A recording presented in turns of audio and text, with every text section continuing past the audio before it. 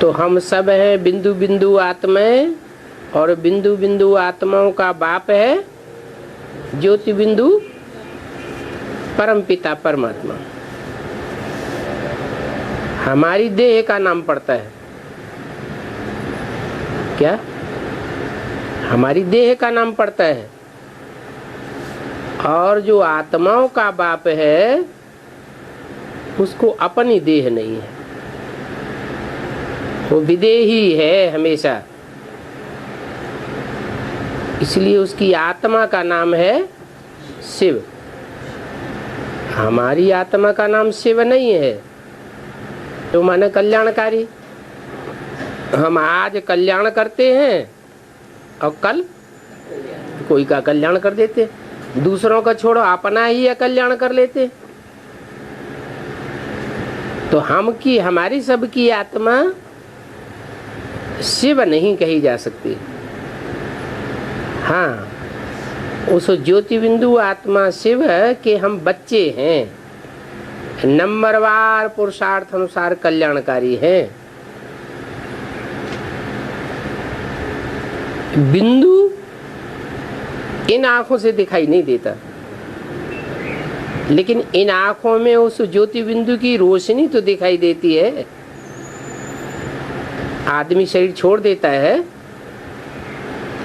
तो आंखें बटन जैसी हो जाती हैं, आंखों में रोशनी रहती है? नहीं रहती। तो हम आत्माएं रोशनी स्वरूप तो हैं, जिनकी रोशनी इन आंखों से निकल रही है, लेकिन वो इतनी सूक्ष्म है कि इन आंखों से वो देखने में आती नहीं है कि वो रोशनी कहाँ से और कैसे निकल गई। मनुष्य शरीर छोड़ता है तो वैज्ञानिकों ने भी बहुत प्रयोग करके देखे कि आत्मा कैसे निकल जाती है।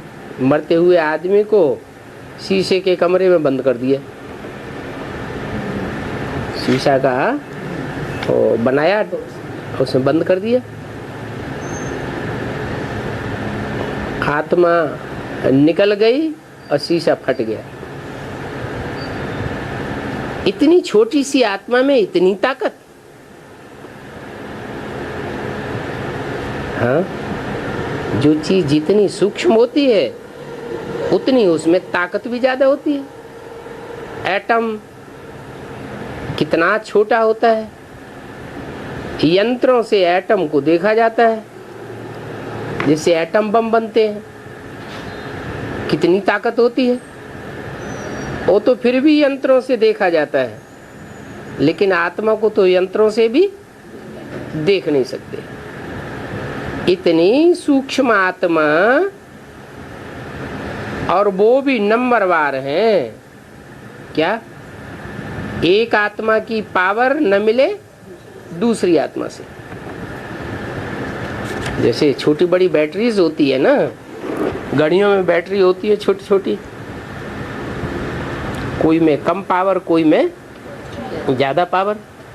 तो ऐसे ही ये ज्योति बिंदु आत्माएं, इनमें नंबरवार पावर भरी रहने की अपनी अपनी शक्ति है। सबसे ज्यादा पावरफुल आत्मा है सुप्रीम सोल शिव की, परंतु वो जन्म मरण के चक्र में नहीं आती है, इसलिए गर्भ से जन्म नहीं लेती। अगर वो भी गर्भ से जन्म लेने लगे तो हम जो जन्म मरण के चक्र में आने वाली आत्माएं हैं उनको छुड़ाने वाला कोई भी नहीं। वो सुप्रीम सोल शिव है, इसलिए विदेही कहा जाता है, माने देह के विपरीत है। हम आत्माएं देह के विपरीत नहीं है, हम तो देह के अनुकूल भी हो जाते हैं और हैं भी। अभी हमको कोई कहे कि हम विदेही हैं कि देही हैं, अभी तो हम देही हैं, हमारी बुद्धि देह में धरी रहती है, देहधारी हैं, घड़ी घड़ी देह में बुद्धि जाती है, अपनी देह में बुद्धि जाती है, दूसरों की देह में बुद्धि जाती है, देह के पदार्थों में बुद्धि जाती है। लेकिन वो वो सुप्रीम सोल बाप इस सृष्टि पर आता भी है। जैसे हम आत्मा इस सृष्टि पर आकर के 84 के चक्र में अपना पार्ट बजाती है, वो भी आता है, देहधारियों में प्रवेश भी करता है, बल खास करके मुकर्रर रथ में प्रवेश करता है। उसके बावजूद भी उसको देह का आकर्षण नहीं होता, देह के प्रति अटैचमेंट लगाव नहीं होता, और हमको देह के प्रति लगाव हो जाता है। वो भी लगाव नंबरवार पुरुषार्थ अनुसार प्रैक्टिस करने से टूट सकता है, सबका एक जैसा नहीं टूटता है।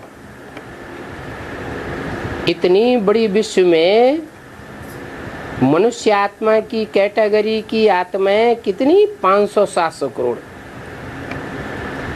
जैसे बीज होते हैं ना, तो जैसा बीज होगा वैसा ही वृक्ष या पौधा पैदा होगा। ऐसे थोड़े ही कि बीज होगा गेहूं का और पौधा पैदा हो जाएगा मटर का, चने का, नहीं। तो हमारी आत्मा भी मनुष्य आत्मा है। मनुष्य आत्मा जब भी जन्म लेगी तो मनुष्य का ही जन्म लेगी। अब शास्त्रों में लिख रखा है कि मनुष्य आत्मा तो 84 लाख योनियों में जाती है। 84 लाख योनियों में अगर आत्मा जाती है, और बहुत सी आत्माएं बच्चे के रूप में जन्म लेती हैं, तो अपने पूर्व जन्म का वृत्तांत भी बताती हुई देखी गई है। लेकिन कोई बच्चे ने ये बताया कि हम पूर्व जन्म में कीड़े मकोड़े पशु पक्षी थे, कोई नहीं बताया। इससे क्या साबित हुआ कि कोई भी मनुष्य आत्मा दूसरी योनियों में जाती ही नहीं, और जाने का कोई कारण भी तो चाहिए। कारण तो वो ये बता देते हैं कि कोई पाप कर्म करता है तो उस पाप कर्म की भोगने के लिए 84 लाख योनियों में जाना पड़ता है। तो 84 लाख योनियों में जाता है, 84 लाख योनियों में जाता है। कारण क्या है, क्यों जाएगा? क्या मनुष्य योनि में रह करके पाप कर्म नहीं भोगे जा सकते? मनुष्य योनि में तो और ही ज्यादा इंद्रियां हैं, और जो पशु पक्षी कीड़े मकोड़े हैं उनमें इतनी इंद्रियां नहीं होती हैं। सांप है, सांप को कान देखे दिखाई नहीं पड़ते, हाथ हैं पांव हैं दिखाई नहीं पड़ते। तो उनमें इंद्रियां कम हैं तो उनके सुख दुख भी कम हो जाते हैं, और मनुष्य के इंद्रियां हैं पूरी, इसलिए उनके सुख दुख भी जास्ती हो जाते हैं। इंद्रियों से सुख भी भोगा जाता है और इंद्रियों से दुख भी भोगा जाता है। कोई आत्मा कितनी दुखी हो जाती है, उनमें मूल कारण क्या है? जानवरों को, बैल को, भैंस को, गाय को डंडा मार दो,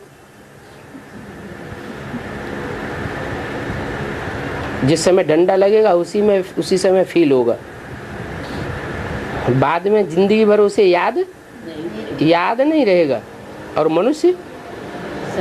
मनुष्य को डंडा तो छोड़ो, कोई कड़ी बात कह दो तो जिंदगी भर याद रखेगा। इससे साबित हुआ कि 11वीं इंद्रिय जो मन है, जो अति सूक्ष्म है, आत्मा की ही शक्ति है। वो मन जितना आत्मा का सशक्त होगा उतना ही वो सुख दुख जास्ती भोगता है। अब वो मन परमात्मा में होता है कि नहीं, परम पिता में?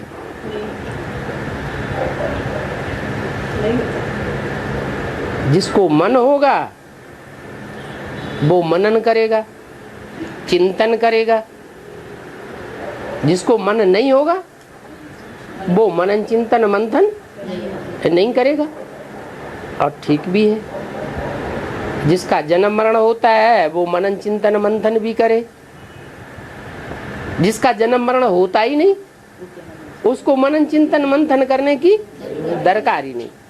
वो तो असोचता है, क्या अभोक्ता है, न सुख भोगता है न दुख भोगता है। तो वो सुप्रीम सोल शिव, जिसकी आत्मा का नाम ही शिव है, बिंदु का नाम शिव है, उस ज्योति बिंदु का बड़ा आकार मनुष्यों ने बनाया, ऋषियों मुनियों ने, पूजा करने की सुविधा के लिए। कि बिंदी का तो पता ही नहीं चलेगा, जल चढ़ाएंगे तो पता नहीं कहाँ लुढ़क जाए। तो बिंदु का बड़ा आकार बनाया शिवलिंग, और शिवलिंग को मंदिरों में रख दिया पूजा करने के लिए। बड़े आकार की पूजा की जा सकती है और छोटे आकार की तो पूजा हो ही नहीं सकती। तो दो रूप हुए, एक तो बनाया हुआ बड़ा आकार जिसे लिंग कहा जाता है, और वो लिंग में भी बिंदु रखते हैं।